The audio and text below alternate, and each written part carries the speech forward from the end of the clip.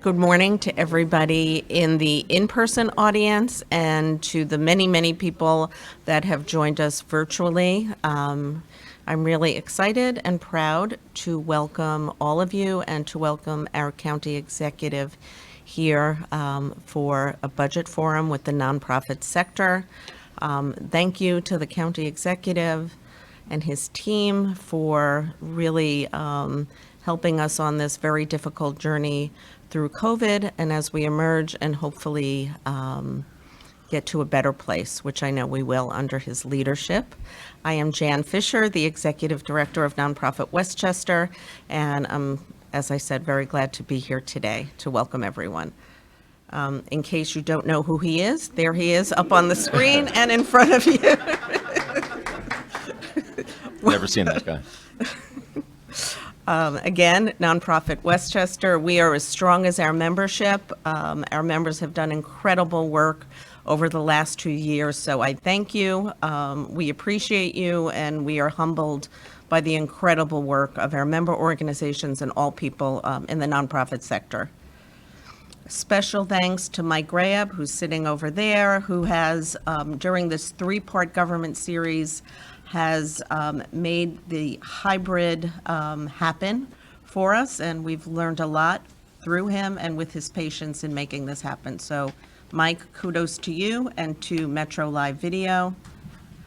To our sponsors, the Westchester Library System, we could not have a better partner at Nonprofit Westchester in helping us coordinate these sessions and advise us and work with us to make things happen. And Arnie Linhart from Strategic Services, you know, not just sponsoring this, but being an advisor to our organization as well. So thank you. We have a lot of business partners who recognize the importance of the work of the nonprofit sector, especially since COVID, and we thank you for that recognition of our work. We have a few upcoming events the rest of the year, so please do join us. One of the significant events is our Workforce Symposium, and I hope you will all be there virtually at this point because in-person is closed out. And if you're not a member, please consider joining. We'd love to have you with us. Thank you, and I'm going to hand this over to Rich Nightingale, who is the CEO of WestHab and the Vice President of Nonprofit Westchester and our Public Policy Chair, and thank him for all his partnership and work with NPW. Thank you. Morning, everybody. How's everybody doing? Good morning. Morning to the virtual audience. MPW is obviously well served by an incredible leader in Jan. We've switched to hybrid for so many things and just kept the momentum going. So it's great to see people. I am wearing pants today. It's very exciting. And it's great to have people online as well. Most people know this guy next to me, so I'm not going to do a big intro there. I'll let George do that himself. But County Executive, obviously, you know our public policy agenda broadly pretty well. Our priorities have stayed pretty consistent, but the needs have also been persistent.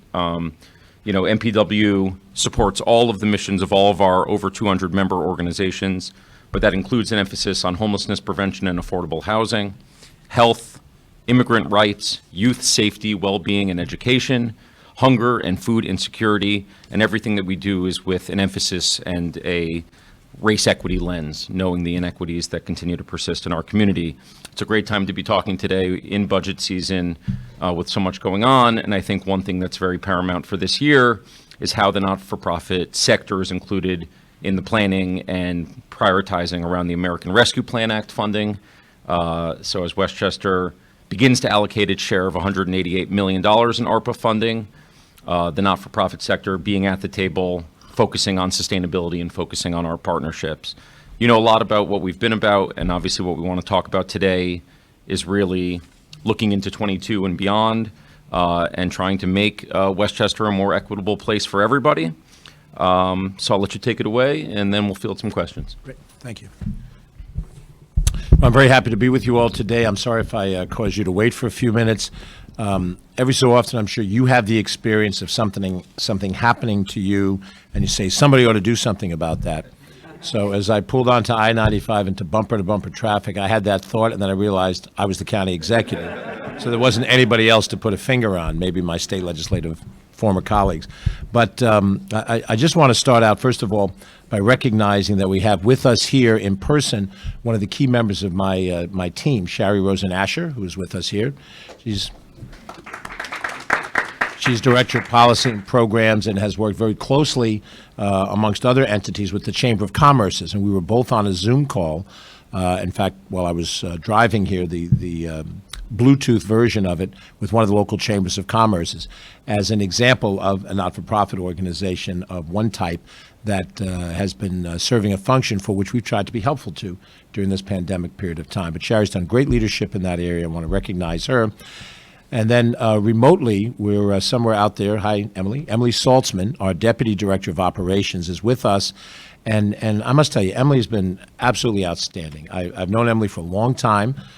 She was very active in state government affairs, New York City government affairs. She really knows her stuff. And when we brought her on board, she agreed to come on. She didn't need this job, but she came on to be deputy to Joan McDonald, who also didn't need this job. And the two of them have really done an exceptional job for us. And I think probably the nonprofit world sees that more directly because it's you're interacting with the people that ultimately report to Joan and Emily and how they have shown sensitivity. I know Emily and Jan have worked very closely together on a host of different things. So, Emily, you're out there, and thank you very much for your service. And we rely on it, and we appreciate it. There's so many other good people I have in the administration, but those who are with us here today, I want to make sure I highlight it. And if there are other people that are involved out there. Let me also congratulate my dais mates, if this is a dais. Rich Nightingale has really done an exceptional job with his organization and in housing. We were just there for the groundbreaking of Day Springs Commons and Community Center. And when you see the combination of new construction and adaptive reuse that went into that project in a neighborhood of need in the middle of Yonkers, you realize how exceptional it is. And he credited everybody else that day at the grand opening. He talked about this person and that person and this person and that person, and all of them contributed to it. But it's the leadership to accomplish something like that in the area of affordable housing. It is infinitely complicated. And every time we have a project of any size that we can be involved in at any level, we take some, pride in. And Rich has done a fantastic job. So, Rich, a tip of the hat to you for all your work. And, I know that sometimes it seems obligatory, the person gets to the microphone and starts complimenting everybody, but these are legitimate compliments. What Jan has done through NPW through the most difficult of time, and everybody who manages an organization, CarlLa's organization, all up and down the line, everybody's gone through difficult experiences. It's even harder to manage an organization of organizations because every core organization is worrying about their bottom line, the loss of their philanthropic sources, and it's much more difficult for them to then participate in the larger association activities, and that makes management of NPW and others that much more difficult. Jan has been terrific, and she and I have met for breakfast. We have met in the offices. She's a friend. She's nice. She gives me hell if she thinks I deserve to have hell. And that's her job, and she's doing that job on behalf of all the not-for-profits. Jan, you've taken the ship through difficult waters. I hope they smooth out a little bit as we go forward. Great job. So, if you were to look at that resume, and thank God Rich didn't read it. I've got to remind me, Sherry, when we go back, how to get communications to whack that thing down. I get nervous when I see somebody pull out the official resume, which has got 18 paragraphs, talks about what I did in 1991 and 1993, which is all ancient history.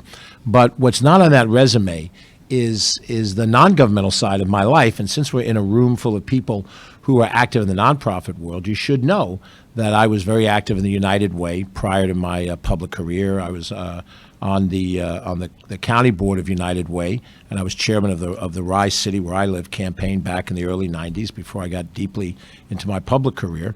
I've been active on boards, a variety of different not-for-profits, some of them, in my home area, as you might imagine, but organizations on the arts, the American Cancer Society, and a few others. So when you deal with a public official, I have a responsibility governmentally, but that doesn't mean I don't understand the pressures and am sympathetic to the pressures that you face running the organizations that you face.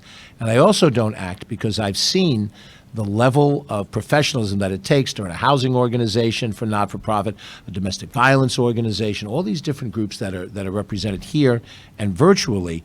Because I've been on boards of some not-for-profits, it's not, oh, it's a not-for-profit, it's easier. A not-for-profit's harder. You don't have the fixed revenue streams that you can rely on. A government has a tax revenue stream. A corporate business, if it's thriving, has a certain client-based revenue stream. And I have a corporate career that involves knowing where we had certain base clients and a certain amount of base revenue, which we obviously had to add to. But in a not-for-profit world, when you rely on individual philanthropy, corporate philanthropy, government contracts, and all three of those are impacted during the pandemic, it becomes a massive task because the need grows during the pandemic. The need grows because there is a Hurricane Ida that causes flooding everywhere. And county executive that I may be at the top of some pyramid, I spent 2-3 days right after Hurricane Ida going out to personally look at flooding. I didn't ring the doorbell of everybody affected, so they'd say, "Where is George Latimer?" George Latimer was here already, and you see the devastation was in so many different places. And when you take these kinds of things, I guess I'm a little nervous that next week we're going to get the plague of locusts to just sort of complete the trilogy of grief. But what it does do is it makes me as an individual, and I think our administration, empathetic to the asks that we receive. And we have to have a fiscal responsibility, as do you and your respective organizations, but we understand that the need is there. And we understand the need doesn't go away. And in times where revenue is low, the need is actually higher because people turn to feeding Westchester and food pantries for food when they lose their jobs. And so at a time where our revenue drops is the time that those organizations need more assistance in order to help us do the things we have to do. I say that as a backdrop. We're here to talk about the 22 budget as we know it to be so far. But that's the mindset. That's the philosophy as we go into this. This will be the fourth budget that I've had the opportunity as a county executive to lead with. I will point out, too, and I think the people who've interacted with our administration know this, a little bit different attitude toward management because it's shaped by what I learned in the corporate years. And that is that I'm not a micromanager top executive in the government sector, and I have seen some who are micromanagers. And so the ninth floor, which is where the executive chamber is in the county office, the second floor of Albany, where the governor has his chambers, 1600 Pennsylvania Avenue in Washington. Those locations are referred to by people in agencies and people in legislative bodies as, well, the ninth floor wants us to do this, or the second floor demands this. You've heard this if you've done any lobbying in Albany, any lobbying certainly with us. And what we've tried to do philosophically is allow our commissioners more leeway in coming to us with the ideas and the proposals of what they think will work, as opposed to sitting there and waiting to hear what the ninth floor, the executive chamber, tells them will work or not work, and backing into it. And the best example I can point to is our good friend Michael Orth, who's the Commissioner of Community Mental Health. And the programs that we are now implementing, Project Alliance, which is the official name for our mental health crisis response teams, this suggestion came out of the Police Reform Reinvention Task Force, which we conducted and we had a certain number of recommendations to. And along with civilian accountability, which is probably the number one recommendation that came out, mental health crisis response teams where, in certain circumstances, when a call comes in and a person is having a mental health issue and it causes a public safety issue, that you respond not just with police, but with trained mental health professionals. Now, that system existed in Westchester County at some level years ago, was deconstructed, and so now we have to reconstruct it. We are doing that, and we hope to do it in a better fashion. But the bottom line is that's an example of our commissioner, Michael Orth, seeing a need and being given the freedom to say, Michael, what do you think will work in terms of accomplishing this mission, as opposed to top-down, here's what we do. So as we approach the budget process, we have tried to be, as we've had, I think, the last couple of years, empathetic to the needs that are out there, the real needs that are out there, to be alert to what they really are. I grew up in one of the poor urban sections of this county, South 14th Avenue at the foot of Vista Place in Mount Vernon. I talk about it all the time. It tells you that 67 years after my birth, it's embedded inside of me. And I've seen also some of the wealthiest parts of Westchester County. The cartoon image of Westchester is the horses are in the meadow and we're all sipping white wine with ascots on a beautiful estate. And there's plenty of that, you know. Bill Gates' daughter got married at a gorgeous estate in North Salem in Westchester County, and North Salem is a beautiful community. North Salem also has people of color who live and work there in some of the horse farms and have economic needs. And if you sit and talk with Warren Lucas, the supervisor of North Salem, he recognizes that even in our most rural community, there's a dichotomy of wealth and there's a dichotomy of need and resources to meet the need. So as we look to the 22 budget, some of the realities that we face. First of all, we'll go over the timeline. We're, by law, required to submit the budget to the Board of Legislators on or about November 10th. I think we've established a date. It's within a day or two of that. And that is when the budget will be officially announced. And when it is officially announced, hopefully we put it up the same day on the web. Everybody else will have access to it. You'll be able to look at it. You'll be able to look for the different categories that you're most interested in. If you're interested in our sewer treatment plants, you can look at that. If you're interested, more likely, in some of the other things we're doing in health, community health, DSS, you'll be able to look for that. It's a complicated document. It is not as complicated as the New York State budget, which requires somebody to walk you through it who really knows how the language and the money allocation is. So it still looks like a tabular budget with income and expenses and certain things to it. But it'll be released to the Board of Legislators on that date, and then the board, and they may have established the date yet, I'm not familiar with it yet, they will have 2 public hearings, one in the northern part of the county, one in the southern part of the county, and then they will have what's called Ads Day. This is old news for many of you, maybe new news to some of you. They will have a day in which they add anything to the budget in terms of expenditure or revenue before they make their final budget decisions, which will come, generally speaking, the second week of December. They'll have an all-day session. Sometimes the meeting goes late, sometimes, depending on the complexity of the budget, it gets resolved in the day, and then they'll delete at that point. So as an advocacy organization, you can advocate right now with the executive branch before the budget goes downstairs on November 10th, let's say. And then once the budget goes downstairs, your advocacy continues through the Board of Legislators review process right up to their Ads Day, which is usually the first week in December. From that point forward, they can't add anything to the budget. All that can happen would be deletions. And so whatever you have to do it now. And by the way, as an administration, we are not offended if the budget we send downstairs is still insufficient as you see it. We don't hold it against you. You advocate as you see fit. And we'll try to allocate money based on what we think are the needs and the balancing of the needs.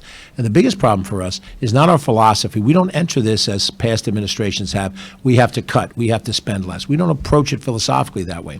But we do have to balance a lot of different needs. And if you take a look at the portion of the budget that we already submitted, which is our capital budget, came out last week, where we have $400 some odd million in different projects, we're balancing all different kinds of responsibilities that we have.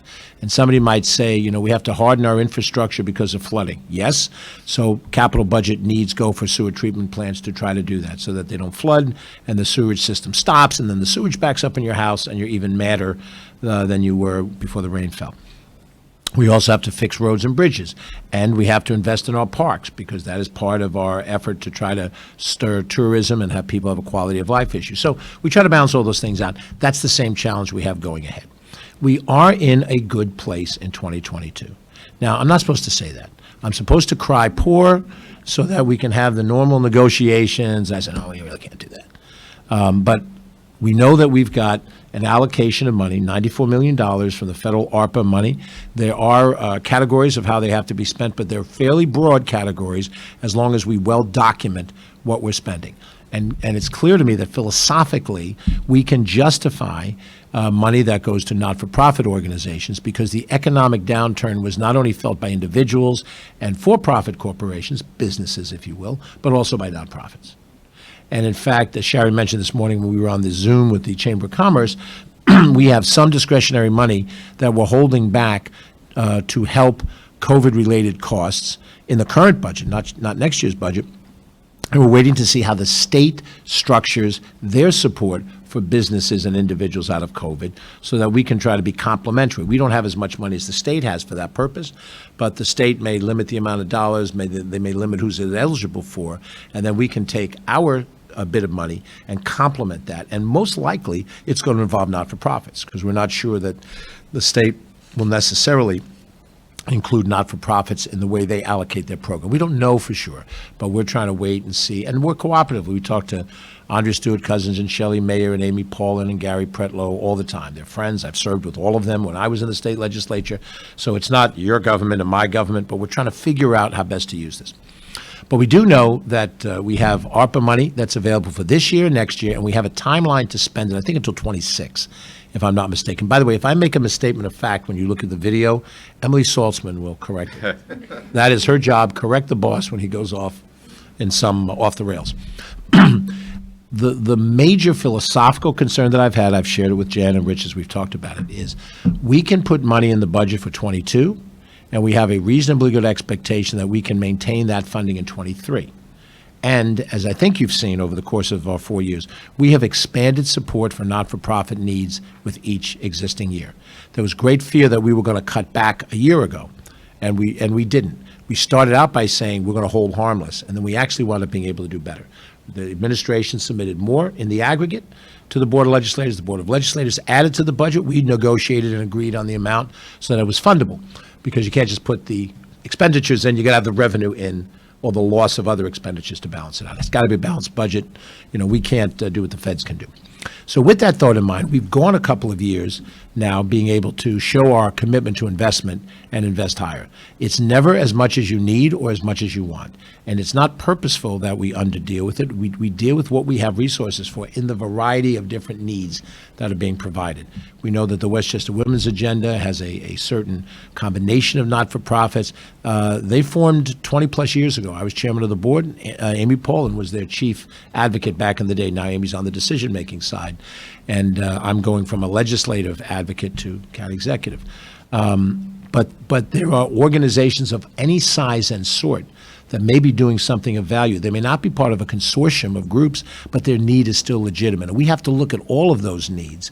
And that is where I think Jan plays a particularly good role to make sure that we are looking at the universe of not-for-profits. There are major not-for-profits that we've had contractual situations with, but there are other ones that provide a service that are not as large and also need to have attention. And we have to do that and try to work that through.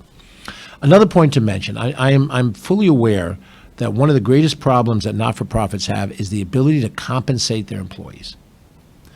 And I might give you the parallel that when I came into office, I saw a county government that did not compensate some of its employees properly either.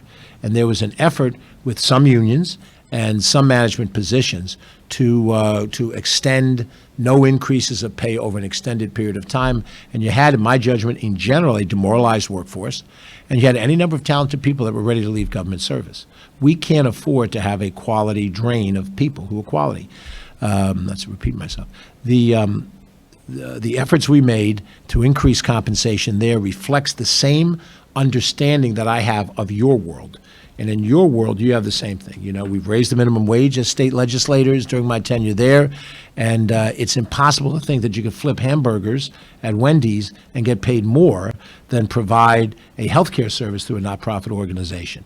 And that has to be addressed. We will try to address it within the county budget to some degree this year. How much we can do, I don't know. That's what we have ahead of us. But I'm mindful of it. I understand that that's a problem for you.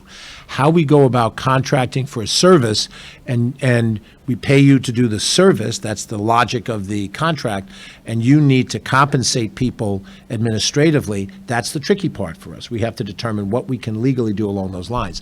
The state can do more along those lines, and I know our state legislators understand that. How that goes through the new budget process in 2022, there's a new governor, all of that is yet to be determined. But going into the budget, we understand this is a need you have.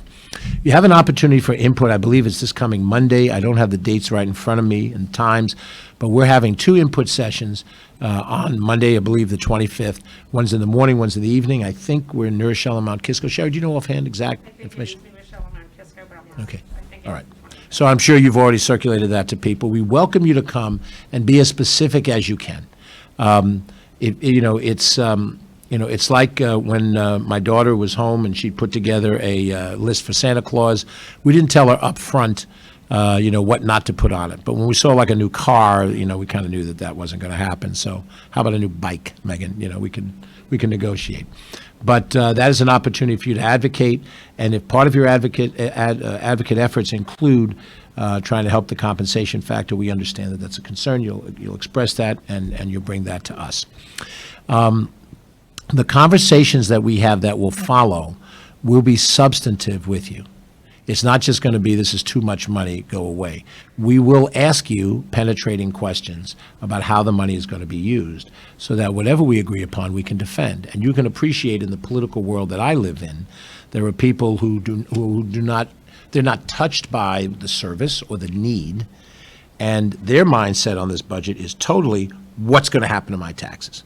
And if my taxes go up, then I want to slash anything in order to bring my taxes down. They don't necessarily know the correlation between those factors, but that's the general action. So we have to be able to defend to people who do not work on the same platform that we do of need and satisfaction of need by not-for-profits. We have to be able to defend the decisions we make. I think we've done that effectively over these last 3 years, and without saying the obvious, in a couple of days we'll find out how well I've defended it. But the bottom line is, I think in the main, Westchester people, residents, voters, if you will, understand the role that not-for-profits play. I'm not sure that's true everywhere in the state, but I believe it's true here. And I think that's a sign of the private philanthropy that each of you have, where you have people of means that are willing to contribute to these causes, knowing that they're worthwhile, and they become the base of people who say, you know what, George, if you're going to take public money, make sure it's well spent and make sure it helps address a real problem in a structural way. That's where the dialogue will come. So I know I've been general because I can't release the budget because the budget isn't finalized yet, but my expectation is you will see an increase in resources going to not-for-profit organizations in the aggregate. It will be to some degree funded through ARPA money, and as I said, my concern will be sustainability over more than a 2-year cycle. So if somebody says we have a pilot program to do something, let's understand it's a pilot program, and if it shows success in year 3, we may have to use tax levy dollars to pay for it. And that may or may not be hard to come by, depending on what happens to the economy. If we're pulling out of COVID, the numbers are better as of this morning, the last few weeks.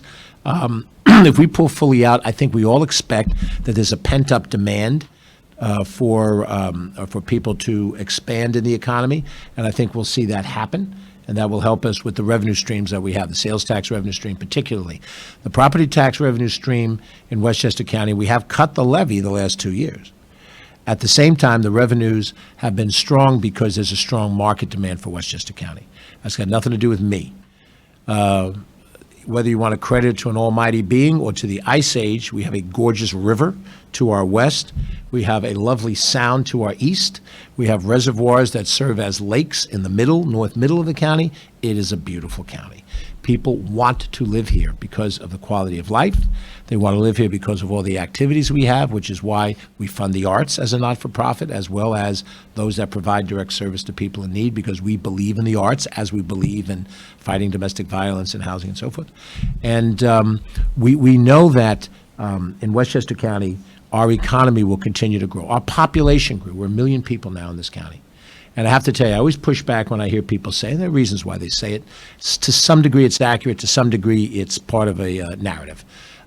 Everybody's leaving. We're all going to Florida. The taxes are driving us out of Westchester County. And I hear that. And we have high property taxes, even with the cuts that we've made and the efforts other people have made to reduce it. I believe there's an arc in a person's life. When you're 7 years old, growing up in Westchester is a really great thing. You're a kid, great education, lots of fun. There's Little League and there's scouting and there's other things. When you're 18, 19 years old, Westchester's kind of boring. You want to be in the city. How many will admit to that? When you were a teenager in the suburbs, wherever you lived, or whether it's here or someplace else, you didn't want to be in the suburban town. You wanted to be in the city where the action was, etc. Now, Let's get you to 32 if you're that old. You're 32, you're married, you got a kid. Where do you want to live? Well, you'd like to live in the suburbs again if you can do that. Because your kids, you want to give them the best possible education and recreation and fun. And as I approach in a few weeks my 68th birthday, when you reach 68, 69, 70, maybe younger, certainly older, you're empty nested, do I need the house? The weather starts to bother you more, and maybe you do want rock bottom taxes because you don't feel you need the service. You're not commuting into the city every day. You don't care about Metro North anymore. So there's a reason for people to want to move south if that's what they want to do. But those houses in Westchester are not staying on the market with for sale signs for weeks and months and years.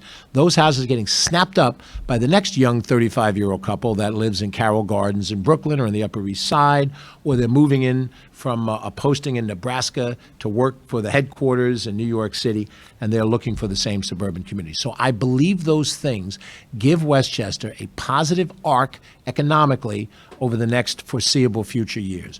If the COVID crisis can be kept, at bay, I think we're probably going to have to live with it for the rest of our lives at some level. And probably get an annual booster shot, something like that, but we'll be able to live with it at a reduced level. I think our economy will be strong, which means what?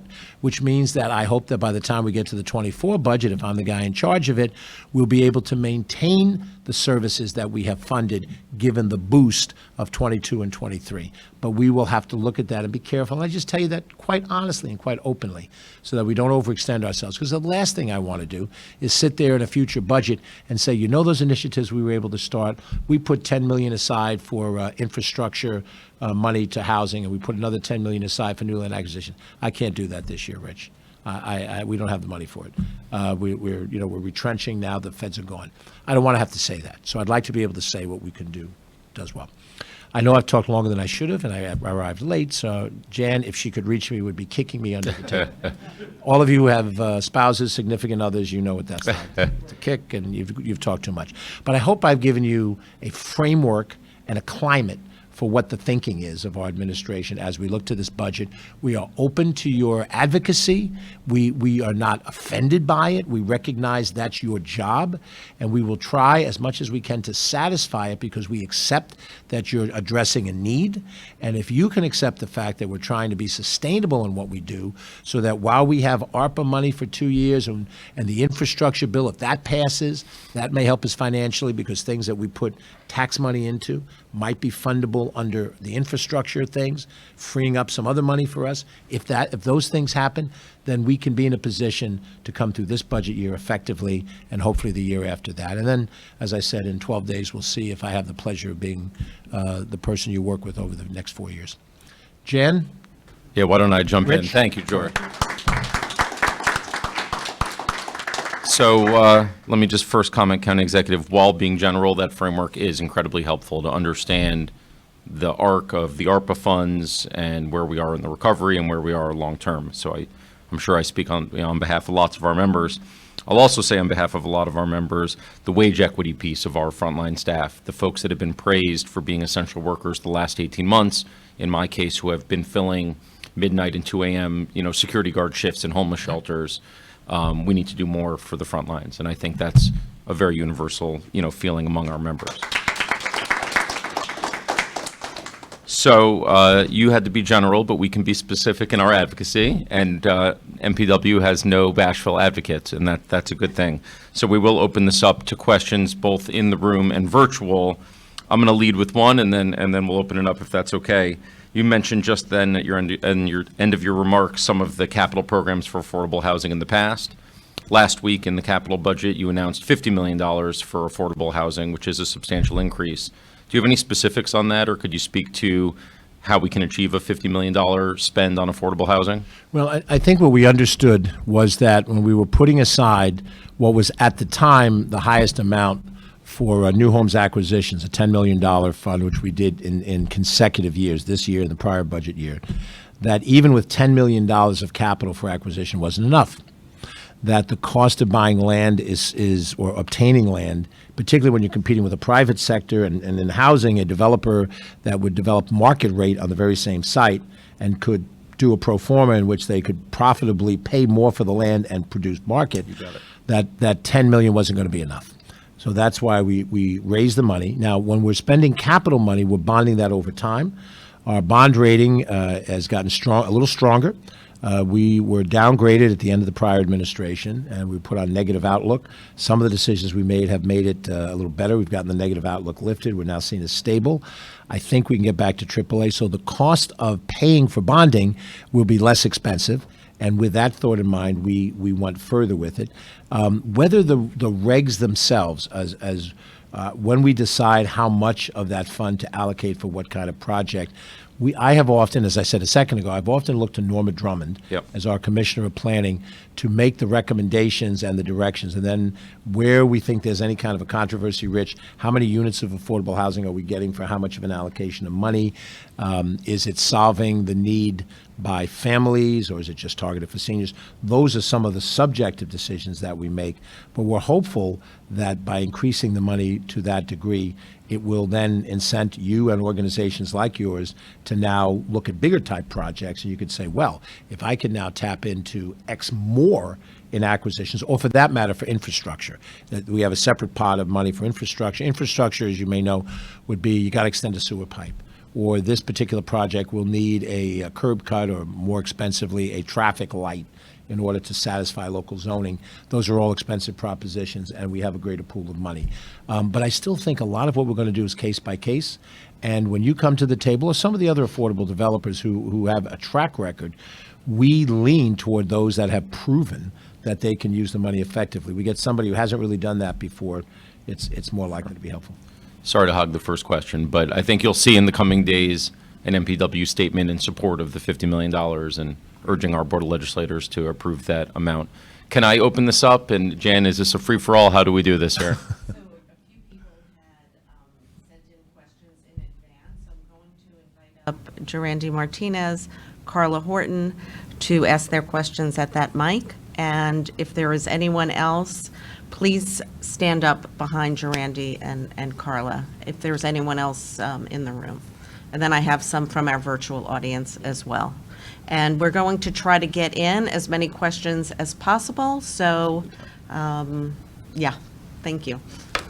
Thank you. Thank you, County Executive. Good morning, Trudy. Morning. So where does one begin? When And we please have so introduce much. yourself and sorry, your organization. I'm Jirandy Martinez with the Community Resource Center. We're a nonprofit organization that empowers new immigrants. This is more than my job, it's my life. I'm a new immigrant myself, a family of new immigrants. And so what I'm about to ask is both for my organization, but also for my community. First, I think that as a nonprofit organization, it's very critical that I advocate for what we need. And of course, that is, after such a serious year in the pandemic, we need to be able to get our workforce back out there so that we can empower your local economy. So our nonprofit organization is very qualified to do that work, and we do receive support from your county. So we thank you for that. And so I absolutely, need for that to continue. Of course, housing is critical for us, and affordable housing for rent assistance is important. But I also really want for our community to be able to buy homes. And when I'm talking about our community, I mean low-income people of color, not just renting affordable homes, but also in the future being able to purchase homes in this county. I think that we can all agree that a diverse community with a lot of diverse socioeconomic backgrounds is going to make Westchester what it is and continue to be. But I would be selfish for me to just talk about what CRC needs without thinking about what just happened in Westchester County because of Ida. And I'm saying this as a nonprofit that has literally seen everybody lose everything within one day. And our organization is still uninhabitable. That affected 3 organizations: our local food pantry, our Head Start program, and of course the Community Resource Center. So when when, of course, we're so grateful to our local leaders, Senator Schumer, for advocating for such an enormous amount of money to finally get this flood mitigation project going. And this is, after decades of floods. Ida, Irene, Sandy, the 2007 nor'easter that impacted our local economy. It left people homeless. 19,000 people had to have a high-risk kind of evacuation. We don't want that. We certainly don't want people losing their lives. We lost 5 Westchester County residents in the last flood storm. So I would really love to know if your office is going to commit to that flood mitigation project, support it, give your share of it, so that in the future I can stand up here like a normal, advocate for my organization and say, please continue to support our workforce development, our legal services, our housing, of course, paying our community what they deserve to be paid. But not have to think about the fact that my community is literally nowhere to live, and our organization will be inhabitable for probably the next 3 months. Well, Jirandy, as you know, we saw each other the very next day. I was in the Yeah. community. Mamaroneck is a community I've represented for a long time. I saw the devastation firsthand. I know we had the senators and the governor in, but I see it. I see it on a regular basis. I had an assembly office. I was around the corner from Lester and Howard Avenue. I was with you at your salsa event that was so nice in the summer, and now it's all devastated. First of all, on the macro issue, the county, the project in Mamaroneck, the U.S. Army Corps of Engineers project, is an $82 million project. The county share is $10 million. We made the public commitment. I don't know if you were there when I said it. Catherine Parker, on behalf of the Board of Legislators, indicated that, and we figure whatever time frame it is that the feds and the state will act, but the county's committed for our 10 million piece. That's a lot of money for the county, but we're committed to it. And I might add that as terrible as Mamaroneck was hit, and Mamaroneck was hit worse than anybody else, I heard last night in South Yonkers what happened in South Yonkers and what happened in Portchester, certainly, and in other parts of the county. So we're facing, as a county, as well as a state, a significant amount of capital improvement over and above the Mamaroneck project. And so I think, personally, I think we need a state bond issue that would cover flood, repairs on a much larger level, capital projects, storm retention upstream, and not just in the 2 that affected where you are, the Mamaroneck River and the Sheldrake River, but on the Blind Brook and on the Sprain Brook and all the other ones there. It's a tremendously expensive process. That's the macro issue, though. We're committed to that. In terms of the issues of rebuilding your particular not-for-profit, and I also went to the Larchmont Mamaroneck Hunger Task Force every Tuesday. They give out. I saw the storage bins. One floated away, and the tenting at Columbus Park. So I and I know that these things. They may not know that you and I know these things. We put more money into feeding programs, more money into through Feeding Westchester and direct support of the pantry so that they can function. The decisions on whether or not the storage for the Hunger Task Force is the right place, those are not my decisions to make. When the local governments determine how best to handle that function, we'll be financially supportive of it alongside of the other levels of government. In terms of the repair of your individual building and the basis for that, I think that's a separate conversation. I think Emily Saltzman has had some of those conversations with you, and we want to continue to do that. There is a CDBG grant program that could be the source of some money, or a special allocation of money that comes out of the Fed's infrastructure program. It appears that if those infrastructure bills pass, that money could be allocated out of that, and we'd be happy to advocate for that as a response to that.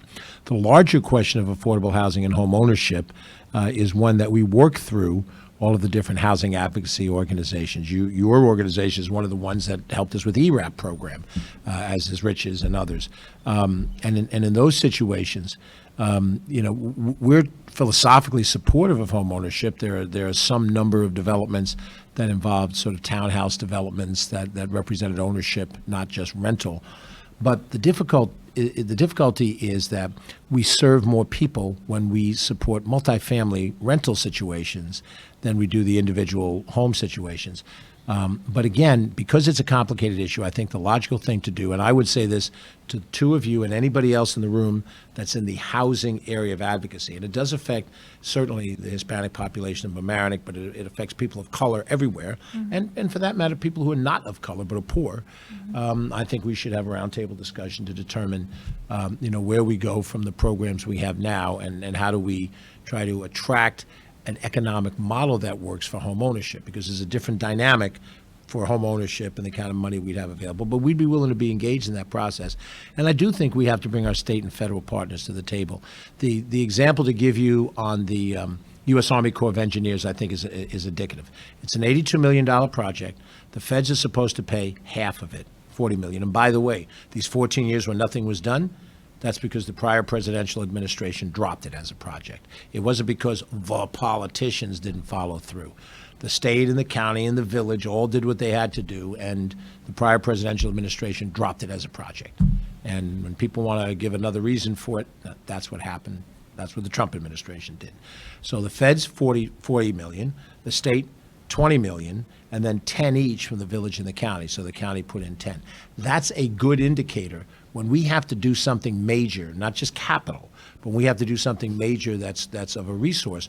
The local government, maybe the local government share is a little smaller than that, but the local government does this, and the county government can do that. And then when the two of us get together, we still need the state government and the federal government to complete it. When we talk about people who are poor, the Section 8 program is the bedrock program of the federal government to help people afford housing. And we know that when we do our affordable housing projects, we can't reach people at 30% of affordability if there's not Section 8 attached to it. You can get the cost of the construction down to a certain level and the land and the this and the that, but the individual resident needs Section 8 assistance. So therefore, we have to partner all of those things together, and we're happy to be part of a dialogue that includes you and other people in housing along that line.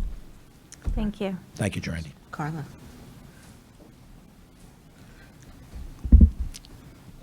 Good morning, everyone, and thank you, especially NPW and you, George, for being here. Many folks know I'm Executive Director of Hope Store. This is Domestic Violence Awareness Month. It's Wear Purple Day. I thank those who knew that and are appropriately attired. I left the house without purple. You've answered some of my questions already, but there's a few things I then will take the time to reiterate. Victims of domestic violence don't just need Hope Store. They need Head Start. They need low-income affordable housing. They need affordable childcare in order to move on. And I thank you for understanding that we're all wrapped together on this. It's the health care, it's the childcare, it's the housing, it's a whole thing. I was especially glad to have you talk about how there's need for compensation.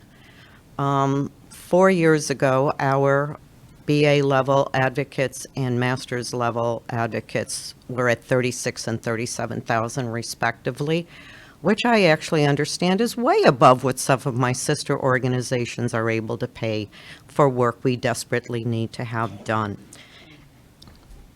We've now moved them up. We got them to 40 and 41, and then through some vigorous fundraising outside county, last week we were able to pay our people $43,290, I believe. But what happens, George, is we get them trained, we invest in them, and you at the county, among others, then steal them away for us. At salaries, the interviews start by saying a salary range most recently of $60,000 to $72,000 a year. So I have a twofold question. One, just how much do you think the county and the new resources you have available can help support paying people for the value of their work, as they were described, essential workers?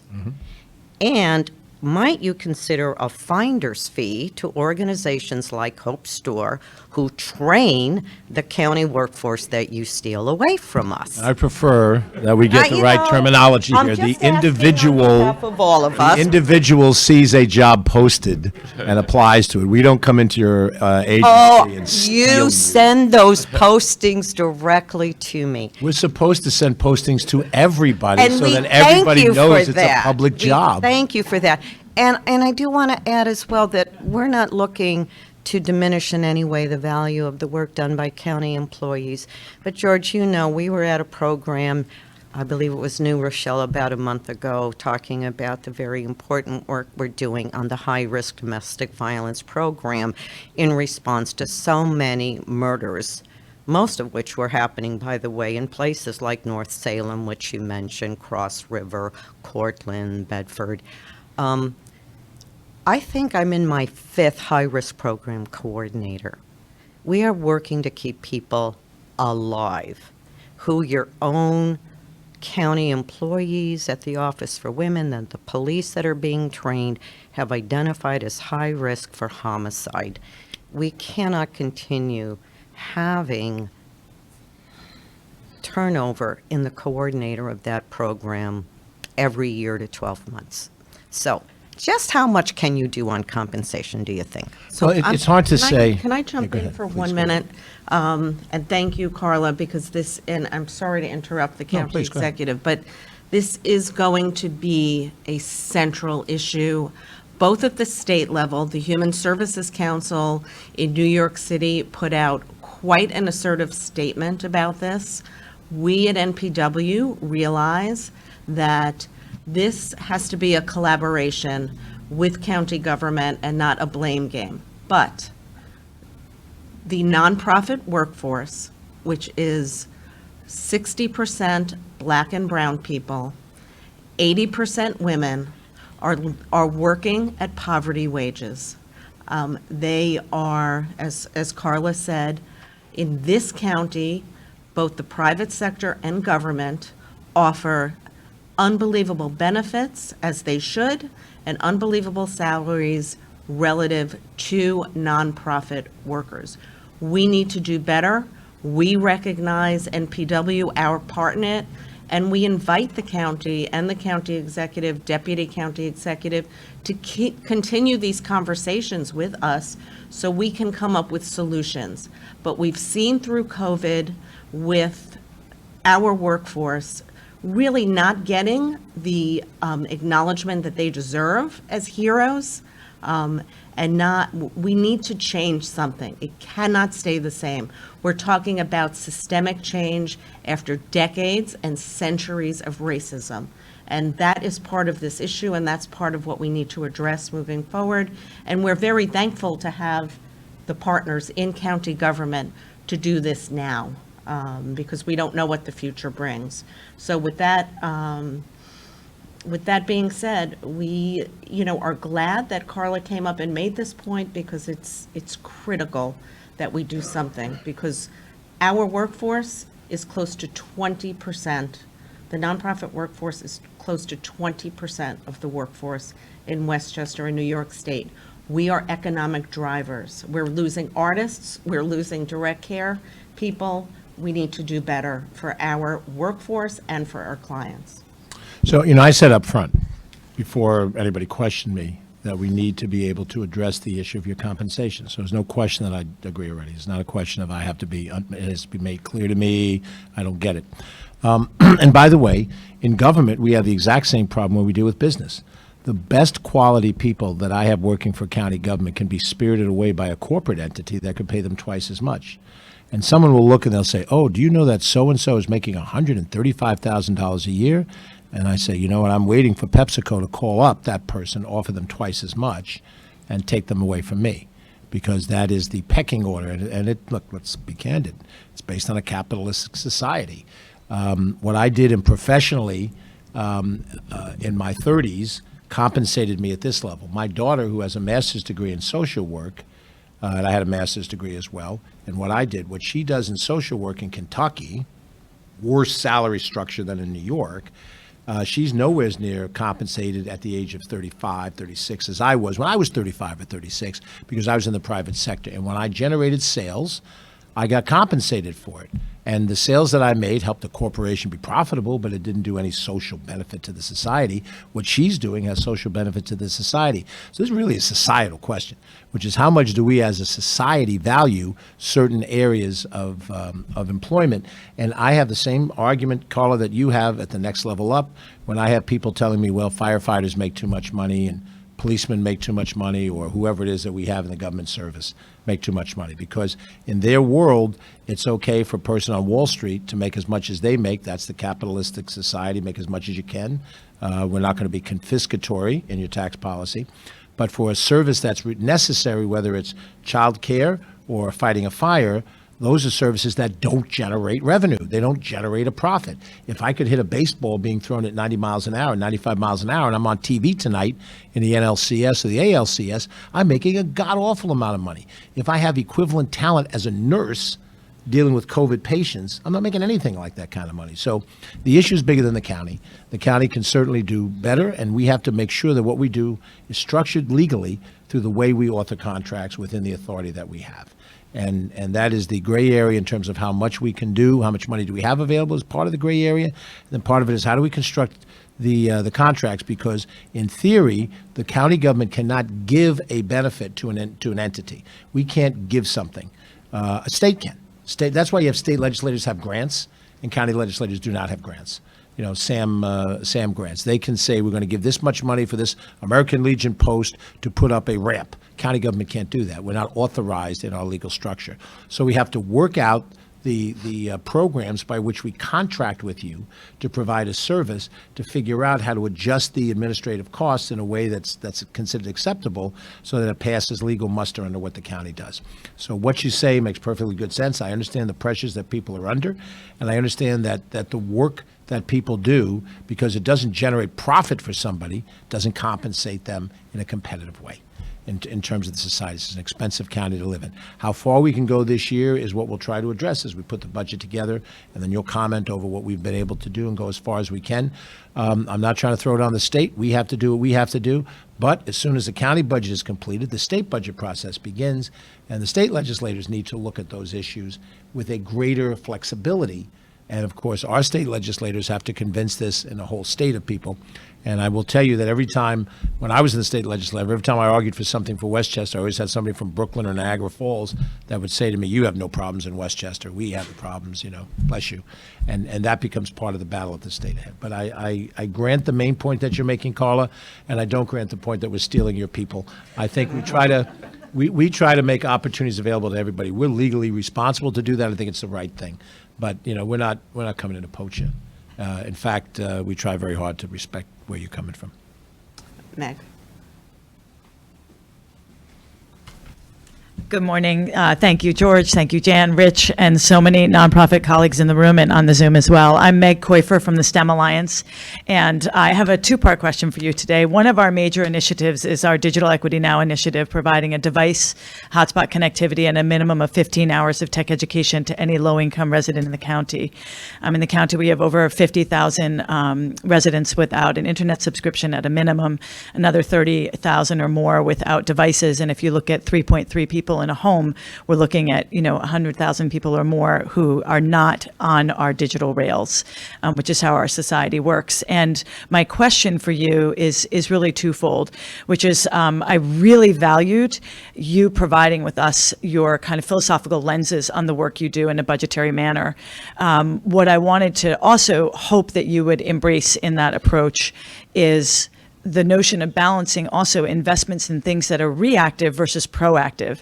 Because sometimes for us as nonprofits, when we're doing this slow driving systemic change work, that doesn't get the same type of philanthropic reaction as folks who are doing critical reactive work. And all of those are important. Again, we're not trying to balance or pit one against the other. But in a theory of change model, in theory, if we invest more in the preventative, then we have fewer of the reactive needs, in theory. And so I certainly want to encourage you to embrace that in part of your philosophy as well, is looking at your portfolio of how you invest in nonprofit work and making sure that there's a balance of investment in systemic change work alongside the reactive work. And then my question to you about our digital equity work, I was actually sitting with our staff yesterday and talking philosophically about it. And, one of our staff members said, well, the philosophy is it's about time, we're late. And so my question to you is, how can we work with the county to understand that digital equity investments, which includes the critical inclusion component of education, it is not just about devices, even though ARPA absolutely as infrastructure monies, it is completely about also this critical tech education component, because computers are tools, not teachers, right? So getting people the tools that they need alongside the education, we need your help coming from the executive office to understand that this is an economic development issue. When you talk about making Westchester the right place to live, that also needs to be the right place to work, and they need the workforce that has the skills. And while workforce reskilling is awesome, if you have folks who are in the digital divide and don't even have devices or basic on-ramp skills, then we're targeting only a small portion of the need. We need to look at the spectrum of digital equity. And what I'm really looking for from you is, can you speak to, from your seat, how that is an economic investment, because that's what we really need. What is an economic investment? And I don't challenge everything you've said, Meg, and I think you know already because I visited and I have a sense of what's happening. By the way, that's one of the things that happens here. I understand you have to speak truth to power. Just remember that power has already been spoken to and has responded already. I don't want people to think this is day one of our relationship, We understand that there are investments that have not been made in the past that need to be made in the future, and there are other examples of that. We have an initiative, Access to Justice, which has been done through the courts, which involve helping people of color have greater access to the courts by remote locations where they can have certain things filed and motions. It's been done with the assistance of former Administrative Judge Kathy Davidson. We've had people from our shop, the DAs, and some of the religious institutions. That's in the program that did not exist before, and it deals to some degree with the digital divide, technological divide with people of color and poverty. We recently launched a pilot program with midwives and doulas because the issue of black maternal health has risen. The issue's been there, just like the issue of digital divide has been there, but we're responding now in the first generation of response by putting out some pilot program money in that way, and hopefully the feds will pass a law on that issue. I use those two issues as indicative of what you just said. Are we going into new areas of investment that represent important areas that have been neglected so far? And I would agree with you. And I'll put it on the other side of the coin. I feel, given my age, that I'm handicapped by not growing through the era of technology the way somebody who might be 40 years younger than I am is dealing with each new technological jump and embracing it, given their youth and their exposure to it. I have to catch up, and some of you may feel the same way. You may not want to admit it in a public setting. I just did, where you say, oh my God, how does that work? And it's essential. Now, I'm at the end of my career just about. Somebody starting out has to have these skills, and if they start out in the same bedroom that I grew up in on South 14th Avenue and they don't develop those skills, they're not going to have the opportunities that I had. And then add to the problems if you're black or Latinx, female, gay, all those things become further barriers that you have to overcome. So I grant what you say to be true. This whole basics of advocacy, having this meeting today rather than having it November 20th, you'd be talking to the Board of Legislators, let's change the budget, and you'll probably have it anyway. But from my standpoint, this is an input, and I assume, as you have in the past, you'll put your detailed thoughts in. I'll get a copy of it. Catherine Parker will get a copy of the Board of Legislators. Catherine, because of the geography, your legislator, wherever your core organization is. But and that we look at that and we figure out how can we make some investment in that in the short term, and then try to expand that over time. I repeat that the percentage of involvement is critical here. You don't go to your village board asking them for the support that you need, because you know your village isn't structured as a government to be able to give you significant resources. Some towns have it. The bigger the towns might. Some of the bigger cities might. You come to the county because the county has bigger resources, and we do. But we have to go state too. And so it has to be a partnership. And I view that as essential. Otherwise, what we give you as a county government won't be sufficient. It'll help, but it won't be sufficient. So as you advocate with us, advocate simultaneously with your state and your federal legislators so that we can get a partnership and get the kind of resources to any of you that you need. Thank you. Before Seth Diamond from WJCS, I just want to, a few people in the chat, you should know if you've asked questions and we don't get to them, we will give them to the county executive. I do want to, a comment/question from Kathleen Torres, the executive director of Spark. It's important, she asks it in a question, I'm going to say it in a statement, which is that we cannot forget about people with disabilities in housing and transportation, and a reminder that there needs to be room in the budget to support those services. NPW, in response to the needs of our organizations and people with disabilities, this year launched the Disabilities Task Force. Susan Fox from WIHD is here and is very active in that, as is Kathleen. So we thank them, and certainly the NPW Roundtable on Disabilities will continue to advocate for disabilities rights as well. But any conversation about affordable housing should, and transportation, should include people with disabilities. And may I just add that the county government, at the initiative of the Board of Legislators, with our support, created for the first time in the last 12 months a council on disabilities to be able to deal with those issues as a concentrated one. And someone say, well, you create a commission.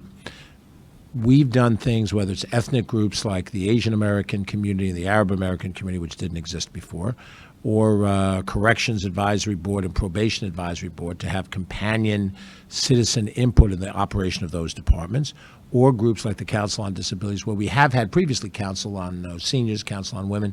We recognize the unique needs that come from the disability community, and out of that will come policies and funding priorities. So, but if you're sitting where I'm sitting, start a list, put down the needs of the people who are disabled, needs of people of color, needs of people in the LGBT community, the environmental initiatives, criminal justice issues. You do realize how long this list of needs is. You do realize that. And that's not to say you shouldn't get your resources, but help me in the universality of the problems we have. And I would say, and this is going to be political, but I'm sorry, I have to say it, we went through a federal administration for 4 years that accepted none of these things, did not believe in these things, and they have a certain number of people who believe that philosophy. And that is what we're dealing with in a society. The society is not unanimously prepared to support all of these different things that I've just said. There's people who deny climate change. There are people who don't think this pandemic is a real issue in the society. And when you are in the role that I'm in, you have to deal with them as well. They're there. They're in the body politic. So by all means, disabilities, an important priority.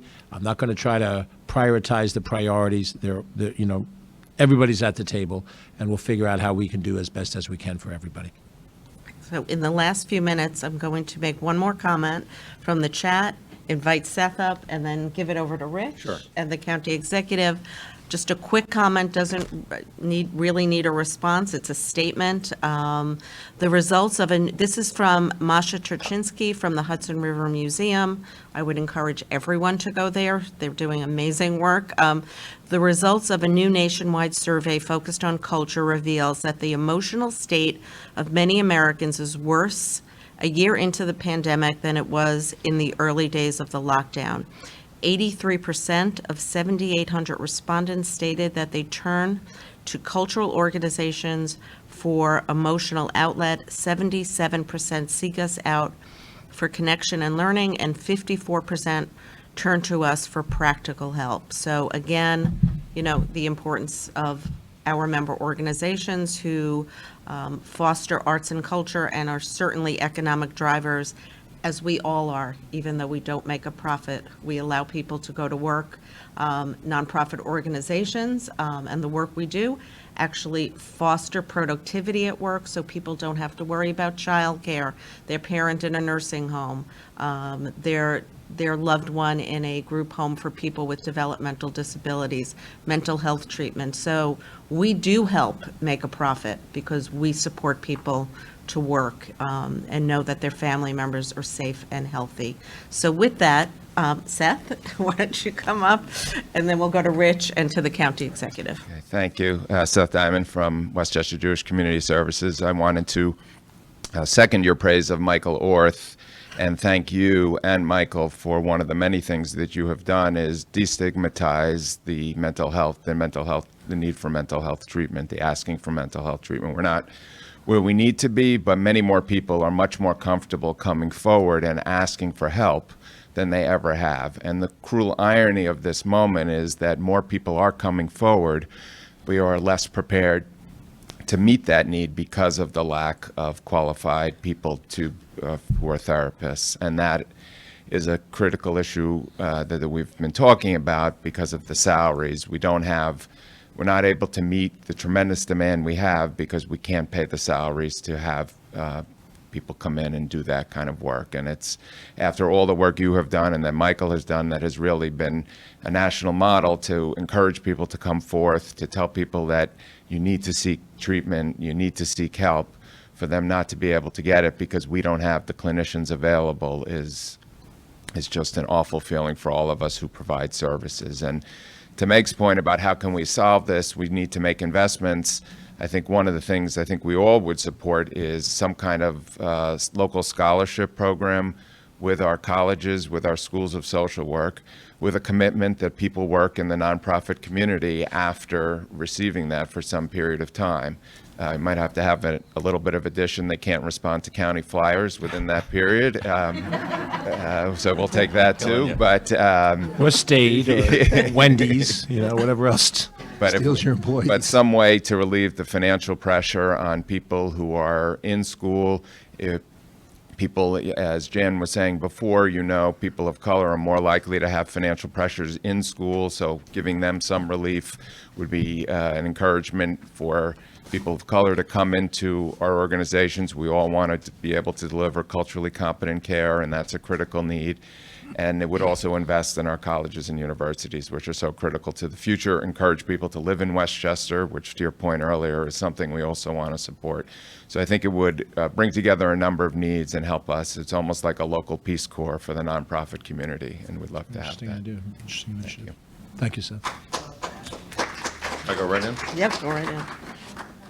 So I want to thank everyone between the county executive and all of our membership. I had a pretty easy lift this morning, so I love that. But I agree with the county executive. It's impossible to order all of our priorities. They're all essential, and we perform life-saving services in this county.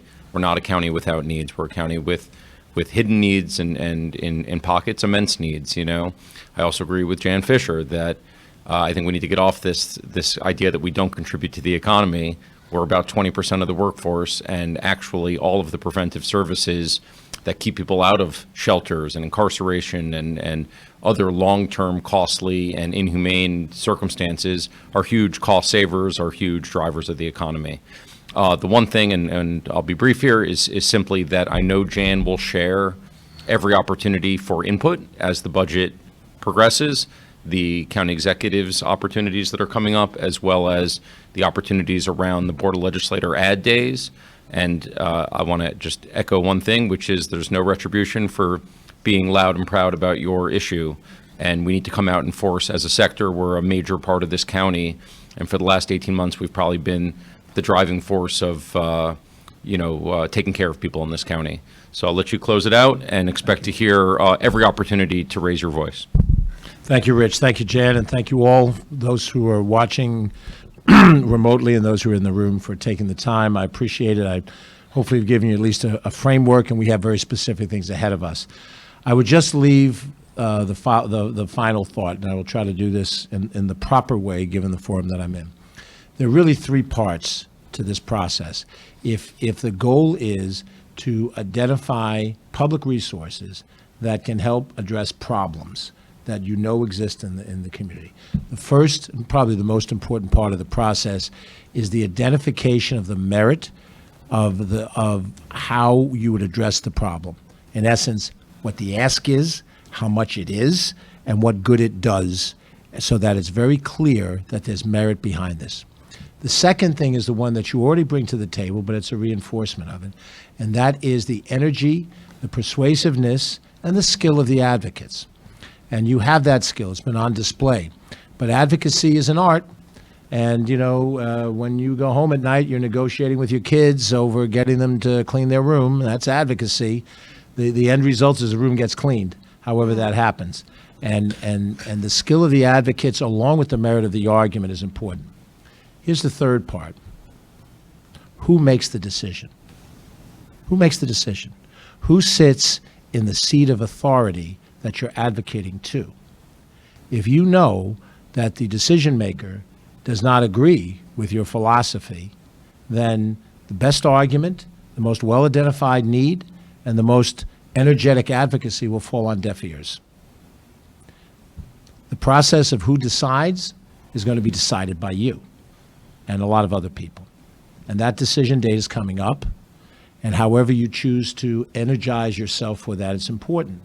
But I will tell you, if the decision maker that you then deal with in the future is not sympathetic, not open, not transparent, has other priorities, you will go through multiple years of advocacy without result.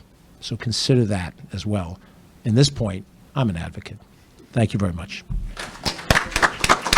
Thank you, Dan. Thank you. Appreciate it. That was really great. Hope I didn't go too far in the end there. Nice.